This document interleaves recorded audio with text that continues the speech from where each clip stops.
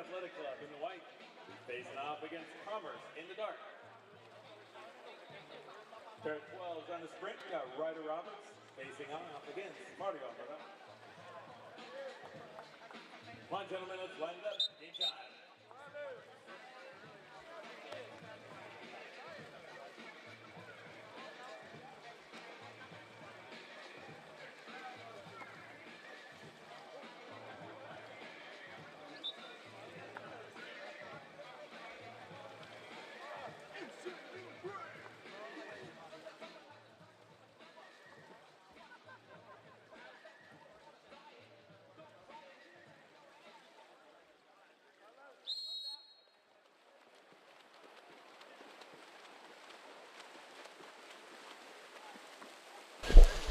Hi everyone, good afternoon. Welcome back to Ocean View High School National League. Week 3 action continues here from Ocean View High School in Huntington Beach, California, as Commerce taking on the New York Athletic Club. And the New York Athletic Club in the white caps, Commerce in the dark caps as we get things started in this one. Working our way through the rest of the competition here on day 1. And New York on the attack early here. The favorites in this one, and nice save there to start. And an ordinary was called on the rebound. And New York will stay on offense here. So we'll get our first look here at New York on the offensive end. And that shot sails just wide. And we're joined by USA men's national team head coach Dan Odovicic. Coach, how are you? Good. Great to have you here. Big year for you and Team USA, and we'll kind of keep an eye on the game here as we're talking, but you must be excited. Lots of qualification opportunities coming up. I know that's your big goal, right, to get the team to Tokyo qualified. Yeah, you're right. It's important summer for everyone, including us. We're trying to qualify for Olympics. So I'm looking forward, so we're gonna start our preparation immediately after Fisher Cup. Okay. With one part of the group who will be available at that moment, and start from there. And then you'll have some guys coming back from their professional teams in Europe that'll join later on. Yeah, but I think that mostly all of them will be in the States back until 27, 28 of May. Okay. As Ryder Roberts hits the first goal for New York.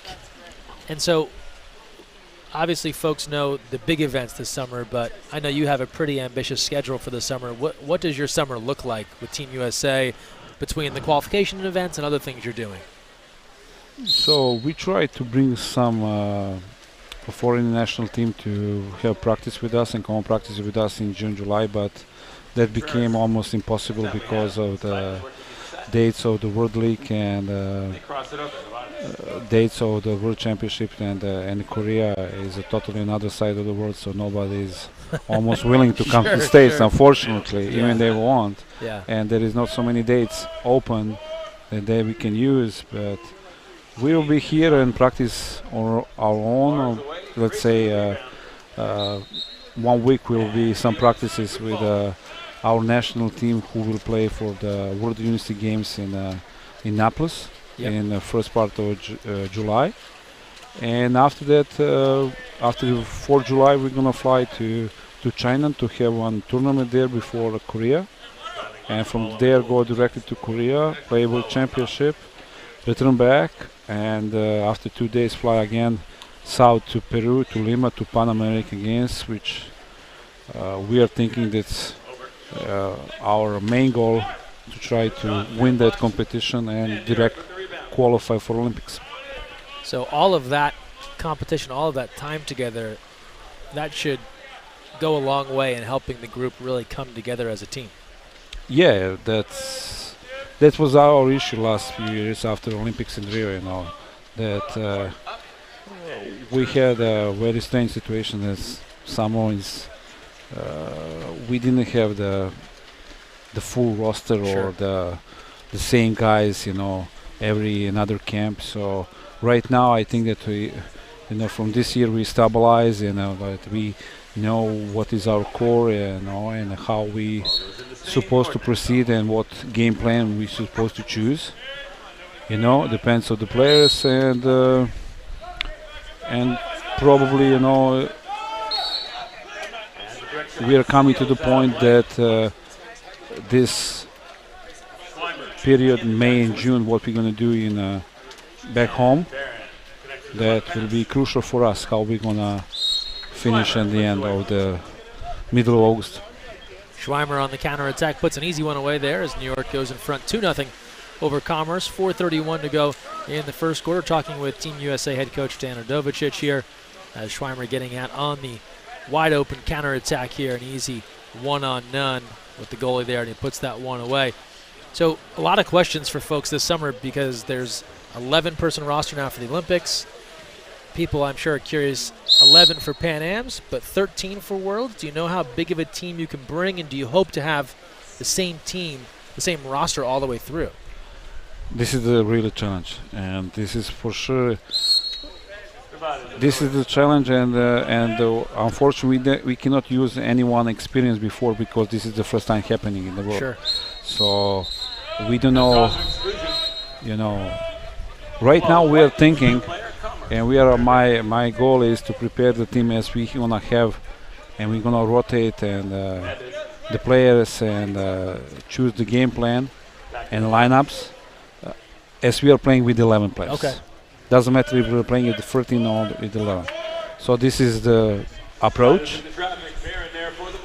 What I heard last that on middle of May, so in 15 of May or 16 of May, there is a last meeting in Europe, and that will be the final decision how the FINA and IOC and WANA, who is following those rules, was at the end what's going to be the decision. Are it going to be 11 or 13, or what we're going to do with those two players? Are they in the village, or can they be sub, or if they're going to be sub, there is no returning back.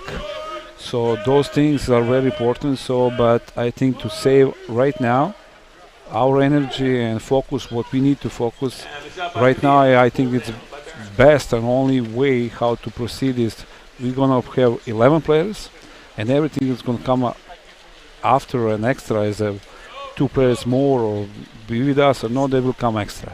So then we're going to little bit be more easier to manage this. And instead of going to start with the 13, and then we're going to try with 11. So right now our focus is 11 players, and we are building the team. Well, and that makes sense, right? Because as we see an exclusion here and a chance of the power play for New York, but that good look in front, and that's Rolsa slamming that one home in close for a 3-0 lead for New York. That Tokyo will be 11. So you might as well. We don't know. Well, I mean that's what's been talked about, right? 11 rosters. So it's possible Tokyo might not be 11. We don't know yet. Oh wow, okay. Because everybody figure right now, I think in a good way, and this is something what we talk about that from the beginning.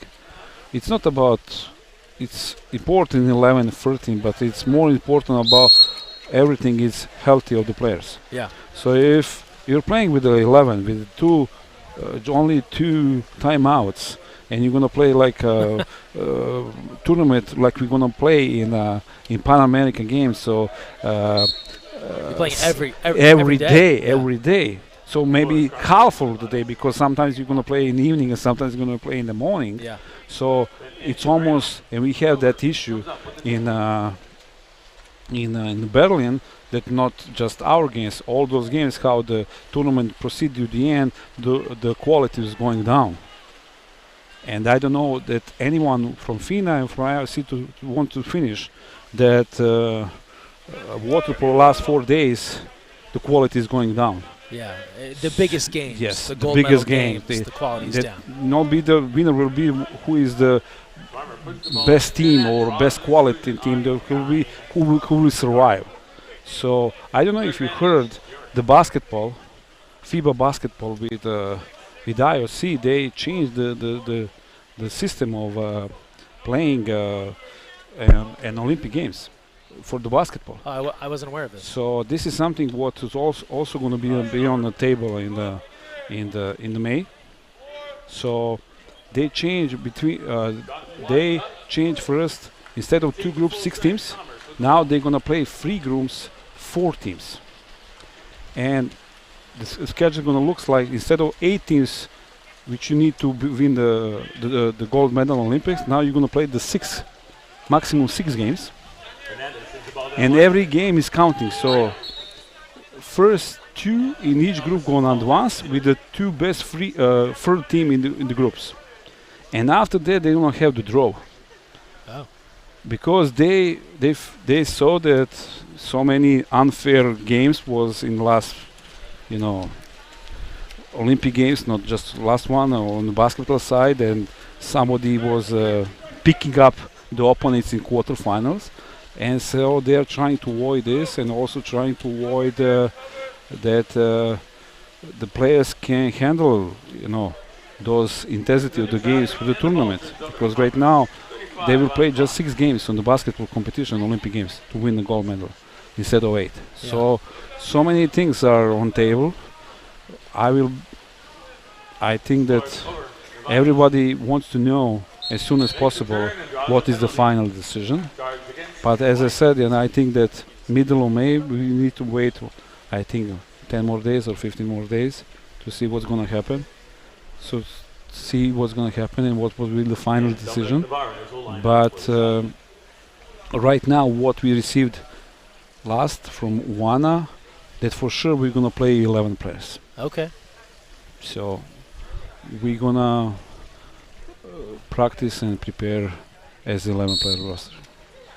Navarez on the penalty, and McQuinn Barron is there to turn that one away. Final stages here of the first quarter, a 3-0 lead for the New York Athletic Club here at National League play. Well, that'll certainly be interesting. That was the big news looking into Tokyo, as we see a second look here on the Navarez attempt, was about that roster size. Score it with about a second left. Beautifully done. That's Sinamano Mirarki able to hit from the outside and quickly makes it a 4-0 lead for New York after Commerce thought they were getting on the board, but they had that shot blocked on the penalty, only to come down the other end and see Mirarki connect here from the outside. So roster development, obviously that'll be something to keep an eye on as we come to the end of the first quarter. Also very curious as we look towards the Olympic Games, how Team USA will qualify. You've coached this team now. There's always high hopes for Team USA. People want the men to play very well. They, of course, want the women to play very well. What do you think the team's going to look like this summer going forward as far as the style of play? What can people expect when they see Team USA playing if everything is going according to plan? High expectation it's normal. Sure. And it should be, and if we don't have highest goals, what's the point then? So for us, in general, if we won't be honest, after Rio, and unfortunately right now the situation, as I said, we finally, find some players who can, that we can build some what we want. Last few years was a little bit, up and down because of some players didn't continue to play as we planned. Yep. As was let's say part of the deal, and so it's not easy to replace them so quickly. It's not easy to change the game style. Depends on those players, and the situation is that we got young core, very talented players who needs a lot of work and more international experience. That is a good thing for us because we got right now 4 players which are interesting for us playing abroad. Yeah. And we are thinking that they're gonna help them and gonna help us. I will like to see them more to playing abroad. Right now, you cannot force anyone to go, if they don't want to go. But right now, when you're proceeding, to the Olympic year, everything is going, rise more higher, and for us, it's most important to be together, to have practice and try to, work hard every day. So I will try to, one is the situation if we have those rosters which we plan now we don't have, and we are not crying about that. This is what we have. This is the best what we have, and we're gonna try to play every game to win every game. So we show in the last 2 years that we can play against high level teams, and also we can lose against below level teams. So those show us that we don't have still a consistency, what is very important for this level of competition, and this is main thing what we're trying to to find in upcoming, let's say, 2-3 months ahead of us. So I believe in them. They are hard workers. They're so talented, and I think that we should go step by step. Right now, any kind of pressure on them to do this or do this, I don't think they're gonna help us. They are, as you said, everybody wants, including them, including myself, high expectation, and we're gonna do everything what we can to win every game. So, but this is who we are. This is what we know. But I think that, including this national league, what we changed the last several years, established, is helping us also to grow. So. Well, we had John Abdu on earlier. He mentioned Jack Turner, who you took to World Cup, yes, was found purely from the National League. Yeah, that's right. And there is so many players who are with the national team program or who will join the national program, and I think it's very good thing. From my point of view, I would like to have more those weekends. Sure. And but always is some kind of issues to organize, to find the free time, open schedule, and right now I think that we came to the point that this can operate and work for everyone. As you see, this year right now, what was the idea, intention from the beginning, that we will have all those college programs, including with us right now, and UCLA and Stanford and Cal from the last year joined the National League, and their presence is building the system and the tournament more. So I'm glad to see all those going well. So we need to work, and hopefully everything gonna be good, and right now for us, we are not avoiding that. We are going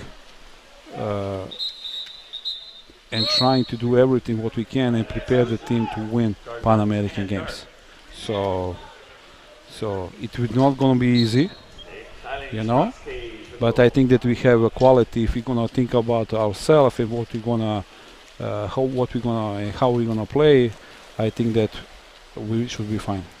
A couple of recent goals here: Reed Cotterill, Alex Rolsa, and the last coming from Josh Styling. So a 7-0 lead now for the New York Athletic Club, as we see a second look here from Styling, putting this one away. You mentioned players playing overseas: Alex Bowen, Max Irving, Chancellor Ramirez among those that are getting opportunities. How important is it for those guys to get those chances, and what do they get out of those opportunities? Yes, they get more games, higher level training. What do you see? What have you seen from the players that go and then come back? They mature. Yeah. They mature, and that's experience. What they have, when they face another culture, another approach, another style of referee, another style of practices, So, it's not easy to play overseas. Yeah. We must be fair, especially when you're coming from states in some, let's say, from comfort zone, and to play overseas, you must know that you're playing in Italy and Hungary, and you're competing against Serbs on daily basis, on Croatians or Montenegro or Greece, and Spain. It's challenge. So I think that when we are encouraging all of those players to go play abroad, because it's helping us and helping them. And I remember, right now it's not here, I remember when George Samuels was playing first year in Budva. Yeah. He was not satisfied at all, but then next year he was playing for Roma, and he was totally, in different mood, in different situations. So it's not easy, but if you got the goal which you want to succeed, and believe yourself and fight for yourself, and knows that going there is going to help yourself, to you and your team, and then you're on the right track, And I think that especially right now, our main guy who is playing 4 years, more than 4 years, is Bowen. Yeah. And I'm glad that more European clubs are trying to bring him to their club, But I'm glad that everybody is talking about Max and Chancellor, in superlative, that they're super guys, they practice well, and we are in touch, weekly basic, on daily basic. I cannot say daily basic, but weekly basics, so we know what they're doing. So, it's going good. Unfortunately, I would like to see that more players who are finishing college in the future will go abroad. But we must be aware that also from our side we are doing everything what we can to allow them to stay and find a solution if they're going to stay here in the States, that they will not be behind if they're going to stay here if they want to play in a national team. And you mentioned some of those guys who are here and some of the younger players that are still in the college game, so they're still enrolled in classes. But a lot of USA fans excited about some of the younger talents. You watch a guy like Hannes Dobé, who just scored the goal here at the last second to tie things up, or a Marko Vavic. Some of those younger guys, what excites you about the way they play? But this is the future of USA water polo, especially those two. They can play at least next 3-4 Olympics and be a main players in that roster. So I'm always trying to be myself, and I'm direct and honest. You cannot find so much talents around the globe like two of them. So I'm glad that we have them. I'm glad that they're nice boys, and committed to the water polo, to the program, to everyone. They're living for water polo. Of course, from talented to potential player to high level player, they need to work a lot, and a lot of is ahead of them, but and always will not be easy, will be up and down, but it is the process, But they, as you said, they're so talented, and they deserve everything where they are right now, because of their hard work and talent. Coming off an NCAA championship with USC this past December, those two, among others, as part of this USA national team pipeline. National League action week 3 here, New York Athletic Club comfortably out ahead of Commerce 8-0. Talking with men's national team head coach Dan Radovicic before a big summer for Team USA with Olympic qualification on the way. A lot to come. Nice couple of saves here recently by Alfred De La Mora of Commerce. Now, I know we both love basketball. We talk NBA a lot. We coming off of a big 4 overtime game last night. One of your guys, Nikola Jokic. There are these guys who have found their way to the NBA from Serbia, Croatia. They throw some outlet passes. It has a water polo look to me, the way they turn and fire a pass. Yeah, but I think even if he had last night triple-double that he didn't play well. Yeah. I think that he made some turnovers, which is totally, atypical for him, and I think that if I'm the head coach, I will replace him and sub him at least, and put him on the bench some minutes. He played a lot of minutes. Yeah, 65 minutes. Yeah, it's a lot. And he's not the guy who is full athletic. Sure. He got talented. But I'm glad. And I'm a following and a fan of basketball. So I'm sad because they lost. Yeah. And because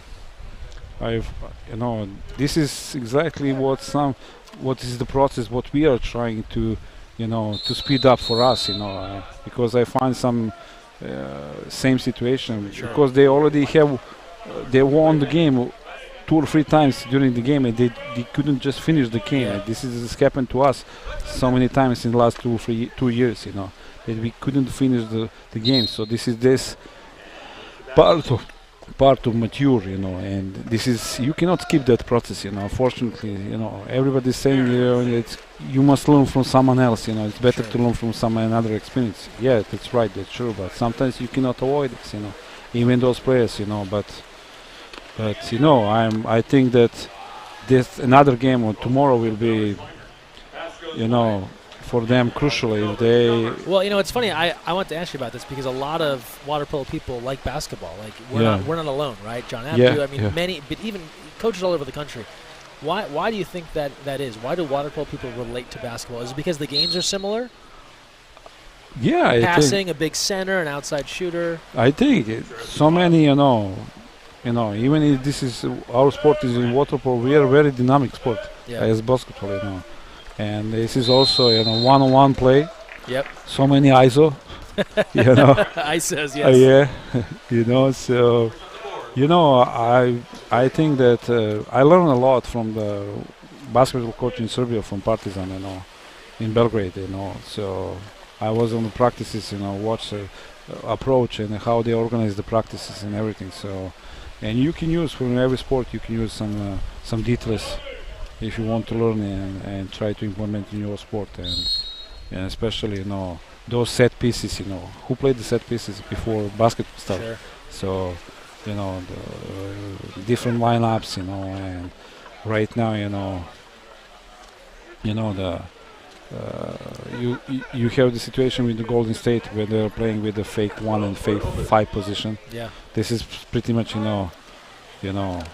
something what's happened in the water polo, I don't know, 5 years before that, not because of they was intention to do that, so they didn't have the good center. Yeah, no, they adapted. So they adapted. So I think that I like to watch basketball. So I think that.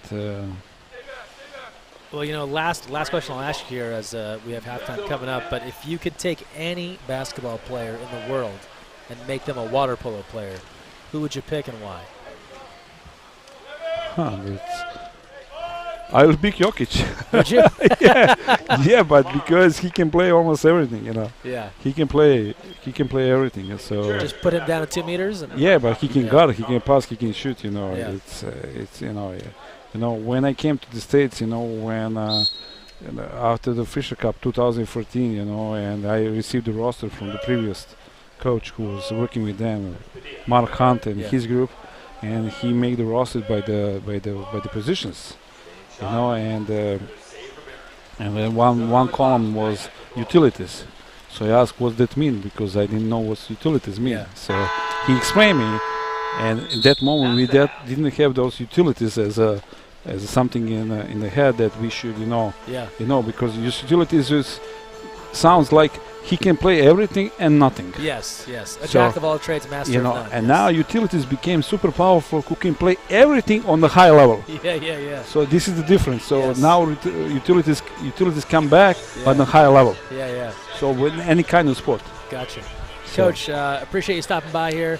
Thank you, Greg. Excited to see you guys this summer. Looking forward to South Korea and Peru. Thank you. And good luck. Thank you. We'll take a timeout and come back with Cammie Craig in the second half. Thanks for joining us here on the National League.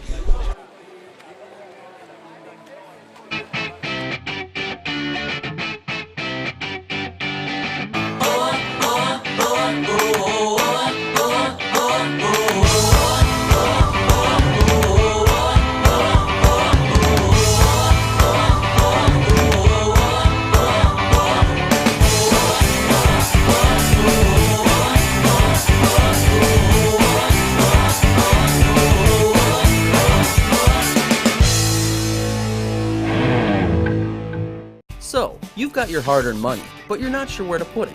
Well, one of the best things that you can do is put it into a credit union. Credit unions are like banks, only better. They offer higher rates of return, lower fees, and are safe and secure. And because they're not for profit, they're all about putting the people first. With credit unions, you're not just another face in the crowd, you're a member. And credit unions are member-owned and member-operated. Take control of your finances. Visit or contact Sea Air Federal Credit Union to find out all of the great reasons why you should join.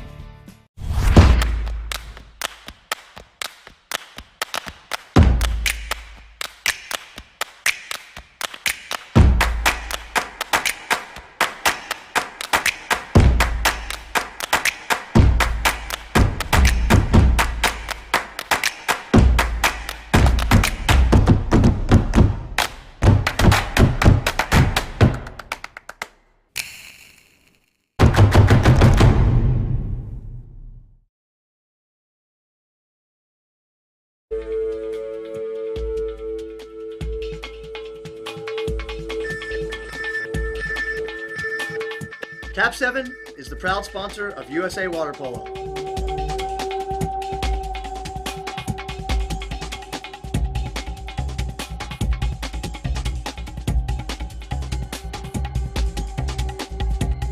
Cap 7 is the best ball in the world.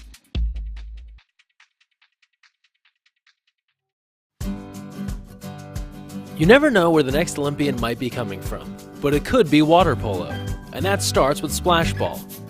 Splash Ball is a program for children ages 5 through 9 designed to introduce them to the sport of water polo while promoting water safety. Improve swimming skills and learn a sport you'll love for a lifetime. For more information, visit splashballusa.org.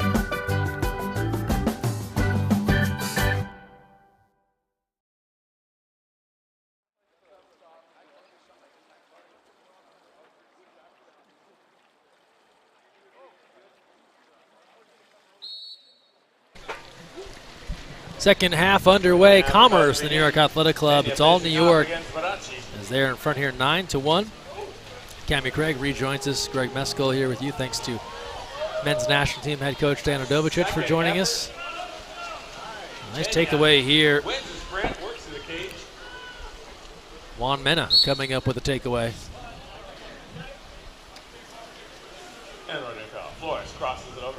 And Barron the easy pull down there. Exciting stuff for the USA men this summer with qualification, same for the women. Cammie talking a lot with Coach Udovicic about some of the guys that have played in Europe and what that's done for their games. He talked about a guy like Alex Bowen's played over there for 4 straight years.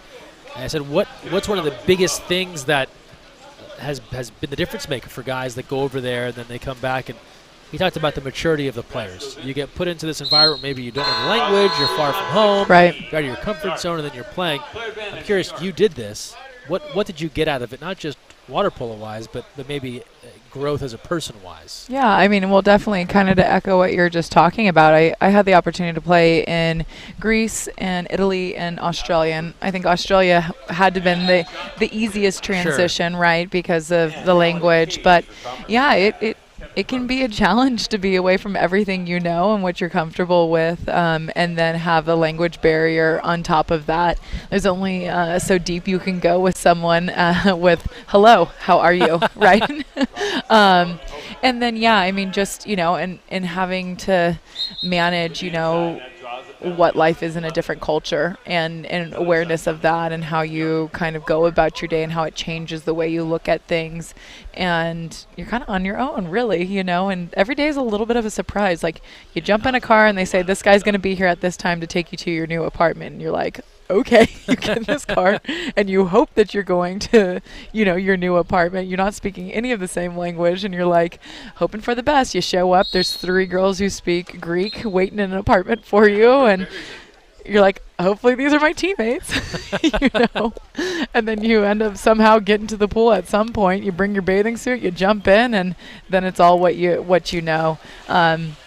It has been interesting, like, playing a different style everywhere you go. I think, like, the Greeks have a very dominant different style to them, and the Italians have a very, like, different dominant style to their type of play, and then, like, the Australians are completely different and dominant in their style of play, and it's like, you're having to adjust and figure out how you bring USA water polo into that, and USA style of play into that, and even your own uniqueness of your style of play and how that fits into that team and how it's running, So, yeah, I mean, it's all like 100% out of your comfort zone and just kind of going with the flow and being flexible. Yeah, it sounds like the water polo is probably almost the easy part after you get through some of the cultural differences and learning your way around a new home. Yeah, absolutely. And I think kind of one of the coolest things about experiencing that water polo being the easier part is it doesn't matter your age, what language you speak, where you grew up playing the game. When you get in the pool, you're able to make connections with people without even knowing one word of their language, and that's just through body language and knowledge of the game, and connections are being made, and that's really, really cool to experience that, because it just goes to show that sport allows you to bond and connect on a level that you wouldn't otherwise do. You couldn't do at a coffee shop. You couldn't do after years of friendship. I mean, this is like silent connections and bonds that just happen by playing. Well, you know, it builds some respect too, right? You if you trust each other, if at a minimum you all feel like you're pretty competent water polo players, right? And you all appreciate the game. There's some respect built in there. Well, I don't understand my teammate just yet, but I know she can play, and I can play. And right. We agree on that. Well, and it's like being vulnerable and taking the chance to make those connections in the pool. Like, I don't really know how she's going to react to this pass, but I'm going to throw it at her, and it goes well. And then there's your first step of trust. And then with trust comes respect, and then it kind of snowballs from there. So, yeah, pretty cool to have experienced that, and to have created these bonds with some of these women overseas without even ever speaking the same language as them. Cornelia scored that last one. New York ahead 11-1. So you mentioned the three countries. Which location best fit your style of play? I really, they all did in some sort of way, but I really enjoyed playing in Italy. I had all these little quick players flying around me and just feeding me the ball exactly where I wanted it to be, and they're really crafty. But there's a bit of a struggle of facing an M defense all day long. I mean, we did a lot of double post work there. And I think Australia is very similar to U.S. in regards to the size that you play and just kind of this brute strength kind of play. But again, they're different than USA as well. We definitely do things a little bit differently here. It's close there, and Barron turns it away. This could be a tough one here. I'll put you on the spot a little bit, but I'm just curious, is there a player you came across, somebody that was just lights out fantastic, but maybe they weren't known beyond the league you play them in? They didn't have national team fame, or the best players every stop you made also their country's best players? And it's kind of like when you're playing overseas, it's like they have like maybe 2 or 3 really strong players, and then it's kind of like high school or even college where, there's like a few strong players, and then when you get to that national team level, it's like all of the best players from the entire nation that are on it. But, not necessarily like lights out, but like just it was really fun to see like certain players like youth and drive and excitement around the game, or their work ethic, or like it's the same dynamic as you have at home. You have like really athletes that lead by example in their work ethic, or you have athletes who are just like remain like youthful within the sport and still Kelly Rulon, I will always use her as an example.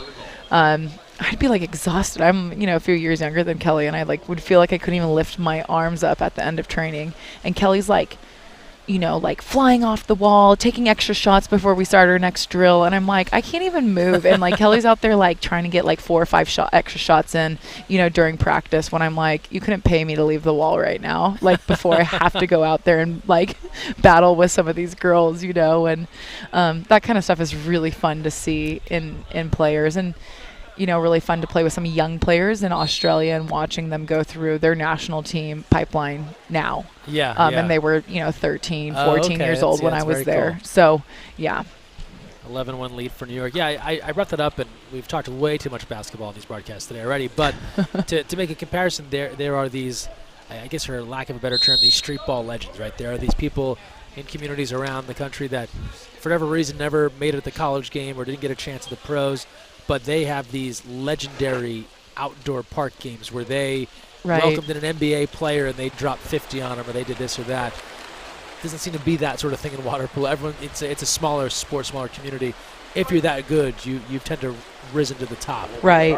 Well, and there are the rare players that have just awesome, dominant players that just said, "Hey, national team's not for me."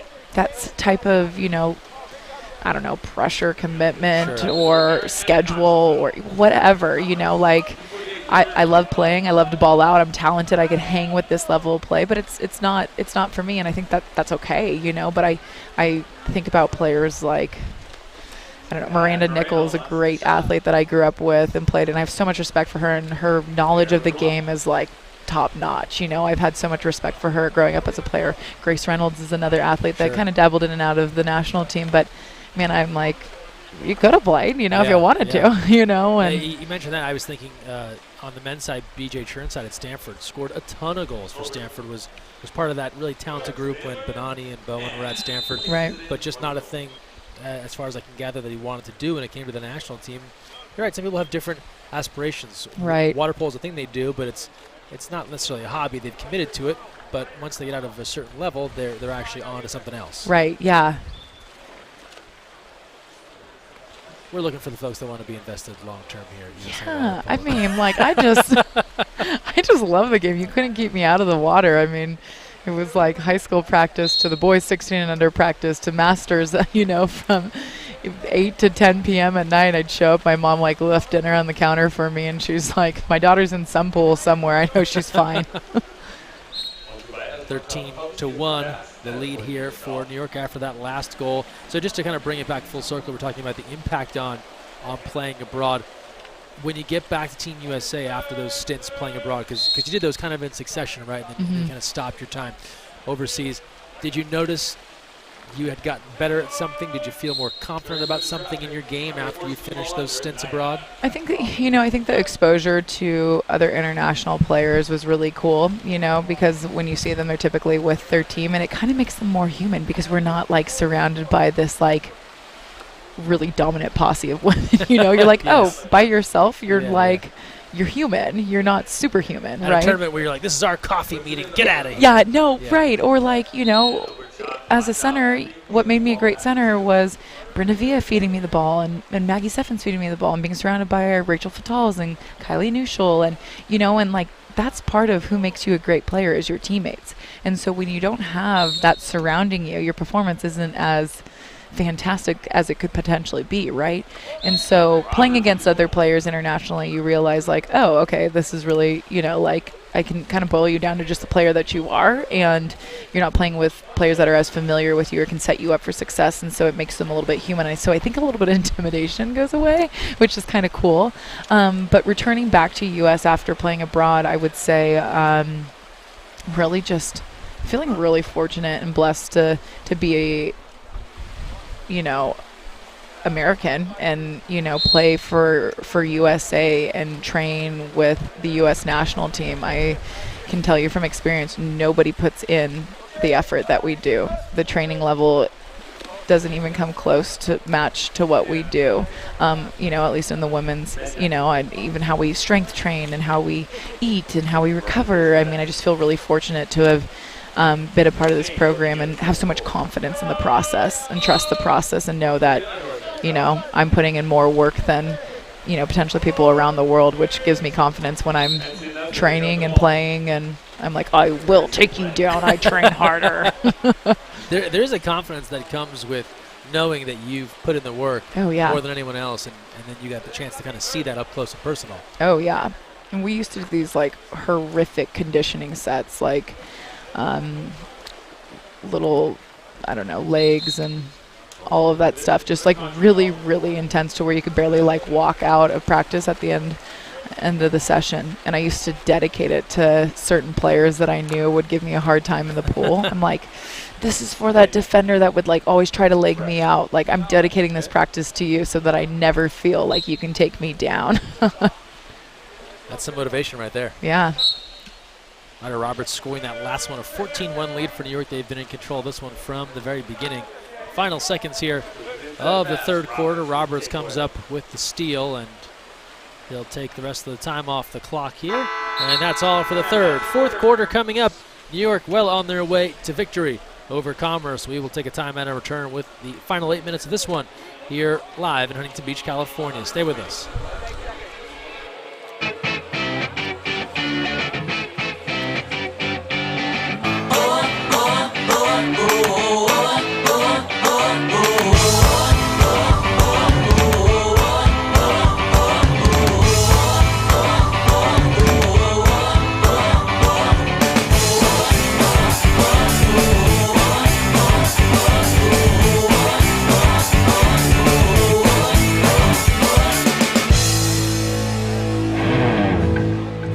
So, you've got your hard-earned money, but you're not sure where to put it.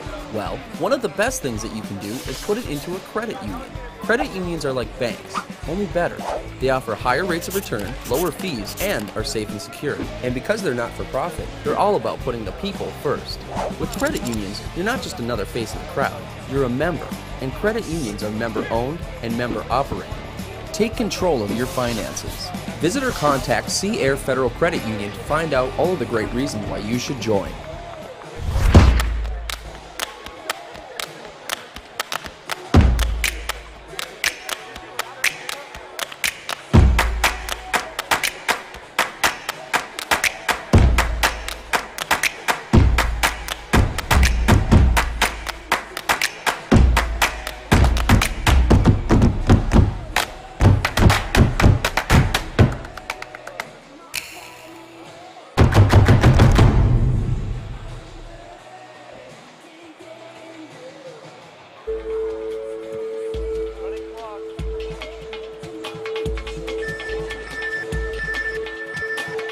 Cap 7 is the proud sponsor of USA Water Polo.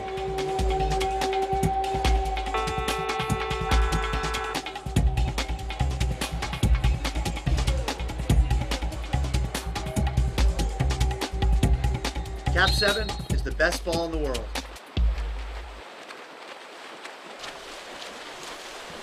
Fourth quarter underway between Commerce and the New York Athletic Club.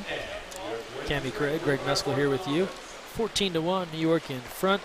2 more games to go after this one. Olympic Club will take on Cal. That's a good Bay Area matchup at about 5:20 p.m. Pacific time, and then we'll close things out here on day 1 with UCLA and Stanford. And New York calls for time after drawing the 6-on-5. We get things started tomorrow morning, 8 a.m., when Stanford takes on Riptide. As that starts off a full slate of day 2 action. We'll finish a little bit earlier tomorrow. Long Beach State and UCLA will finish our day at 4:10 p.m. Also action at Golden West College tomorrow, starting at 8 a.m. So good stuff on the way here at Ocean View High School tomorrow. And at Golden West, all matches at Ocean View High School live right here on USA Water Polo TV. All games with live stats on the Foch.net, both here at Ocean View and at Golden West.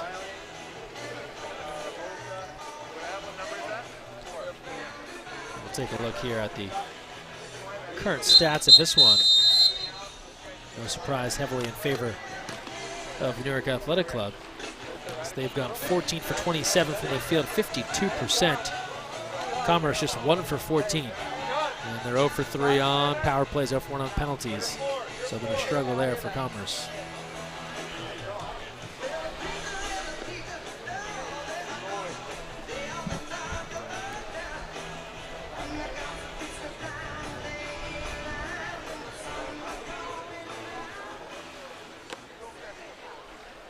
Quinn Barron will get things started out of the timeout. Opening possession here for New York on the power play as we get things going here in the fourth quarter. Roberts bar down, but not all the way in.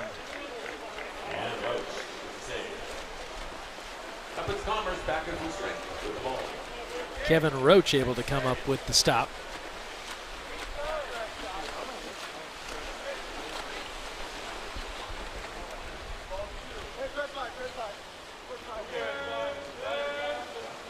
They put the ball in, Hernandez, and taken away by Rosa.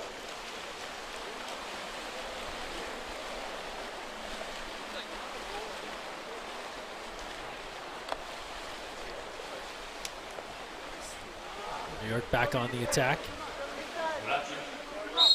Here's Merarkey near side. He takes it out. And now Rolsa takes a look. Sun on its way down, so a bit of a glare here for some of those players on the far side. Ryder Roberts rips it 15-1. He takes a glance over to the strong side as if he's going to pass it out before he takes that shot, then finds the back of the net. So a tough one here for Commerce. They knew they were in a tough spot coming into this game, and now trailing here by a ton. What do they look to accomplish over the last 638 here? You thankfully didn't have to be in too many games like this during your career. But when you're in this situation, what do you do with the time left? Right, and there's definitely been moments in my career where I've played games like this where I'm in the position that Commerce is currently in. I think it's just about making competition within your own game at this point, right? So one, what are the things that you're looking to work on as a team, but even what are the things you're looking to work on as an individual? You know, I mean, Jessie Smith, 4-time Olympian, probably one of the higher standards and expectation of defenders in the game. If you're a center and you get to go up against Jessie Smith, you know, what are the things that he's doing that makes him the top of his game, you know, and you know, trying to set yourself up against some of these players to learn, or you know, just taking the opportunity to work on things that you're focusing on, whether that's your shot or your movement or you know, defense, however that looks to you, is then taking that focus. So you take the score on the board out of the picture, and you play a little game within your own mind of the things that you're working on. New York in front 15-1 here over Commerce. And McQuinn Barron knocks that one away.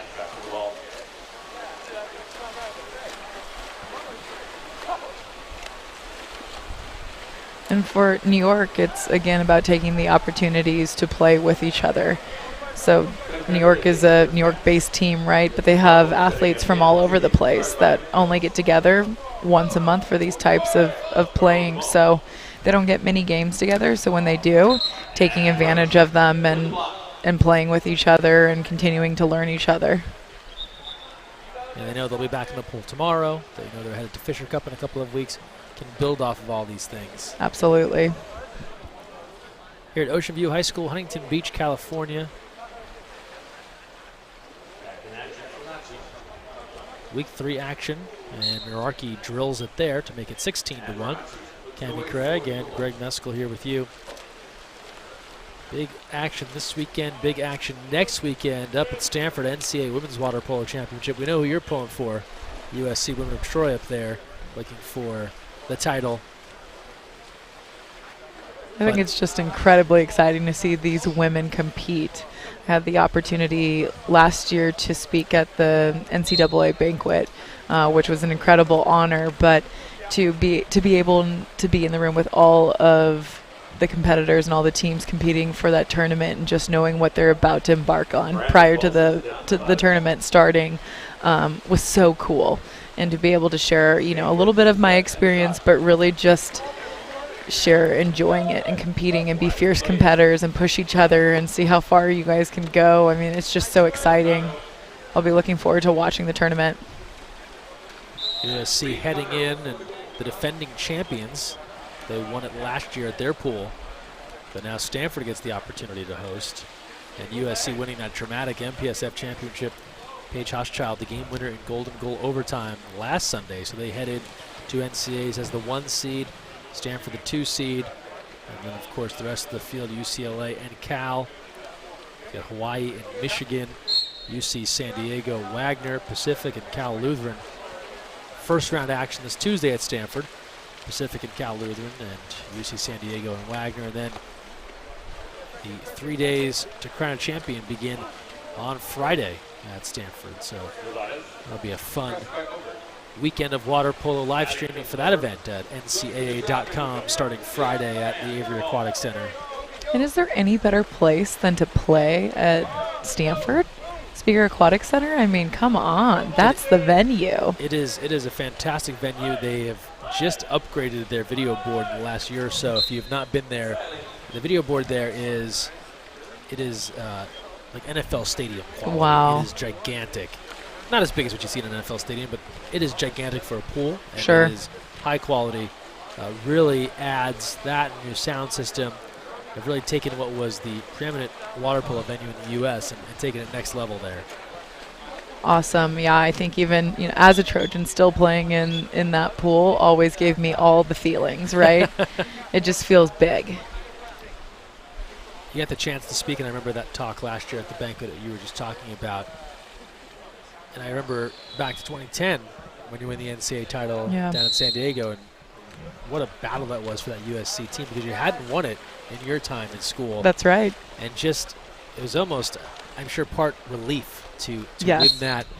When you think back to that moment, you think back to what the women are going through now, thinking about gearing up for this event, and you remember having not won it and getting into it. What was the emotion around finally winning that event and finally checking that off the list? Oh, man. Well, I crack up when you say that, just like the relief and just the happiness of that whole team. But I think all 5 seniors were interviewed after that win, and all 5 interviews were us bawling, saying, we really deserved this. We worked really, and so that probably answers your question right there. I just remember, and a lot of these photos look the same, right? You get everyone together. It's the trophy, right? Everyone's huddled. This is that classic on-the-deck picture, Right. where some people are leaning, some people are hovering over, and you can see it every year. Stanford, whoever wins UCLA. That photo, a lot of the faces in that picture are just, it's like there's an intensity in the joy. Like, people are so amped. Like, finally this happened. This wasn't a repeat. We didn't do it when we were freshmen or doing it again. It's like, Yes. we've been working for this. Like, even in this moment of happiness, Oh, we're yeah. like jacked up. Yeah, and you know what? I think my first 2 were like last 20-second losses, and then I took a year off to train and compete for the 2008, which unfortunately we didn't get the job done that year that I was missing either. And coming back and losing my junior year, really a year that we should have taken care of business, and again losing in the last few seconds in the finals. And That was in Maryland.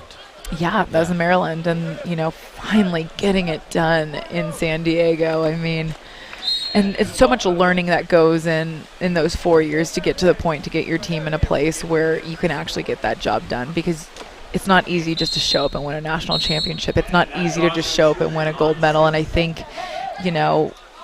a lot of viewers will say, oh, yeah, Stanford will win, or USC will win, or like USA will win gold. And it's just like the amount of work and discipline and sacrifice for these teams to come together as a group and do the work they need to do to be successful at the end of their seasons is incredible. It's not an individual athlete training on one thing and only worrying about them. I mean, we're talking about 20 personalities having to get along, get together, carry each other, and compete.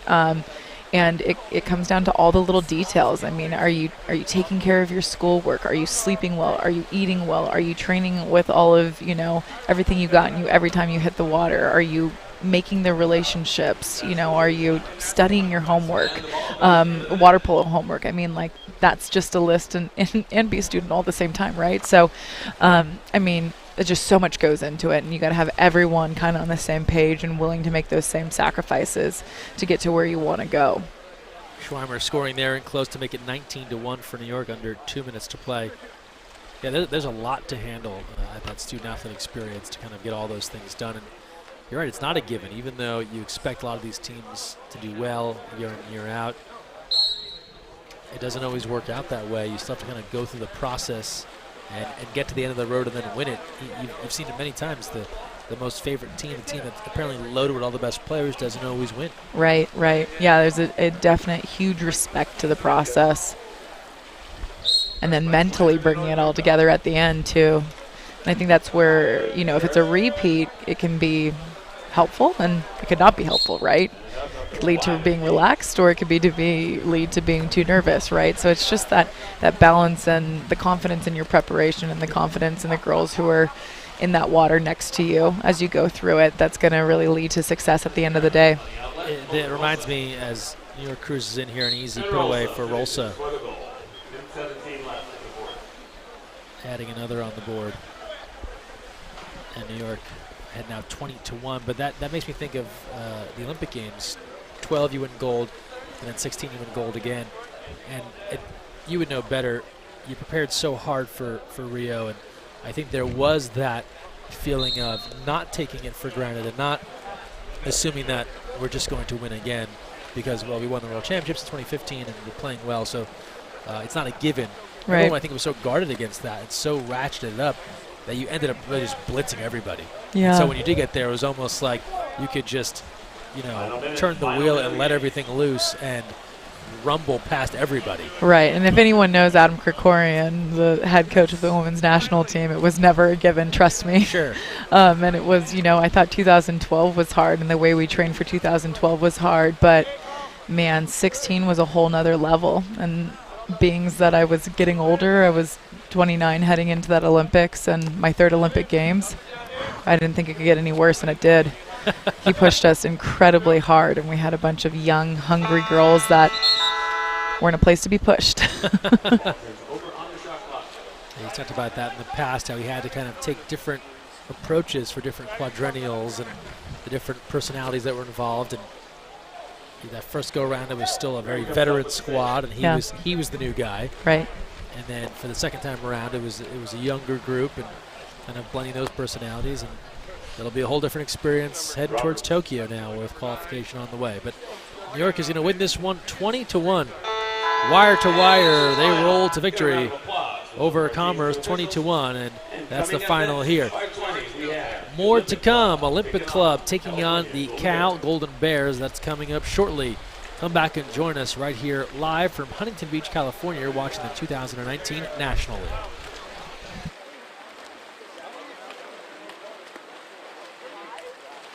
Thanks, guys.